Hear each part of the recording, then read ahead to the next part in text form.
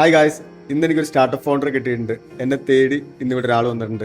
ആളുടെ പേര് ഹാരിസ് എന്നാണ്. ഒരു ഫൗണ്ടറാണ്. കഴിഞ്ഞ 2.5 വർഷക്കാലമായിട്ട് ഒരു സ്റ്റാർട്ടപ്പിൻ്റെ പുറകെ ഇങ്ങനെ നിൽക്കുകയാണ്. അത് പ്രൊഡക്ഷൻ റെഡിയായി, ഒരു സോഫ്റ്റ്വെയർ പ്രോഡക്റ്റാണ്.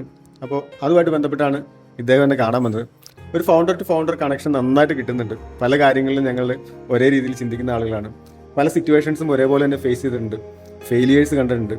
അപ്പോൾ ഞാൻ ആളുടെ അടുത്ത് ചോദിക്കുന്ന കാര്യം എന്തുകൊണ്ടാണ് ആൾ എന്നെ കാണാൻ വന്നതെന്നും, പിന്നെ അതോടൊപ്പം തന്നെ എന്തുകൊണ്ടാണ് ഇത്രത്തോളം പ്രശ്നങ്ങളിലൂടെ കടന്നു പോയിട്ടും ഈ സ്റ്റാർട്ടപ്പിൽ ഇങ്ങനെ കണ്ടിന്യൂ ചെയ്ത് പോകുന്നതെന്നും എന്താണ് ആളുടെ ഒരു ആൻസർ എന്ന് നമുക്ക് കേൾക്കാം. ഞാൻ കുറേ നാളായിട്ട് ഇദ്ദേഹത്തിൻ്റെ വീഡിയോസുകൾ സ്ഥിരമായി കാണുന്ന ആളാണ്.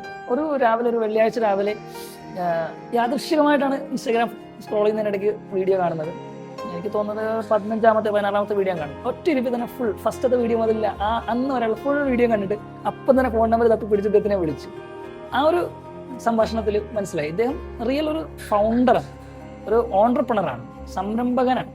അപ്പോൾ ആ ഒരു സംരംഭകൻ മറ്റൊരു സംരംഭകനായിട്ട് സംസാരിക്കുമ്പോൾ ഉണ്ടാകുന്ന കുറേ ഇൻസൈറ്റ്സുകൾ, കുറേ പ്രതീക്ഷകൾ, എനിക്കുണ്ടായിരുന്ന കുറേ ആവലാതികൾ, എങ്ങനെ മുന്നോട്ട് പോകണം, ഇതിനെക്കുറിച്ചൊക്കെ ഞാൻ കുറേ സംസാരിക്കുകയും ഇദ്ദേഹം കുറേ വാചാലനാകുകയും ചെയ്തു.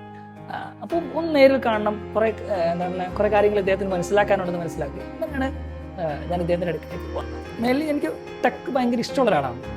കുറേ സൊല്യൂഷൻസുകൾ ബിൽഡ് ചെയ്യുക. ഞാൻ കുറേ നാളായിട്ട് അങ്ങനെ ഒരു ജേണിയിലായിരുന്നു ഉണ്ടായിരുന്നത്.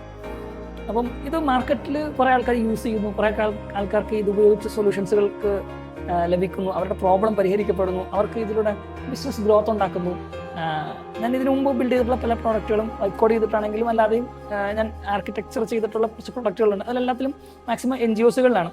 അപ്പം അതിൽ കിട്ടുന്ന ഒരു സന്തോഷം എന്നുള്ളത്, അല്ലെങ്കിൽ ഇതുപോലത്തെ ടെക് പ്രൊഡക്റ്റുകൾ സ്റ്റിക്ക് ഓൺ ചെയ്യുന്നതിൻ്റെ ഏറ്റവും പ്രധാനപ്പെട്ട അതിലൊരു സന്തോഷം, അതിലൊരു ബേസിക്കലി ഞാൻ ടെക്കിനോടുള്ള ഇഷ്ടമാണ് എന്നെ കൂടുതൽ ഇതിലേക്ക് റിലേറ്റ് ചെയ്യുന്ന കാര്യം.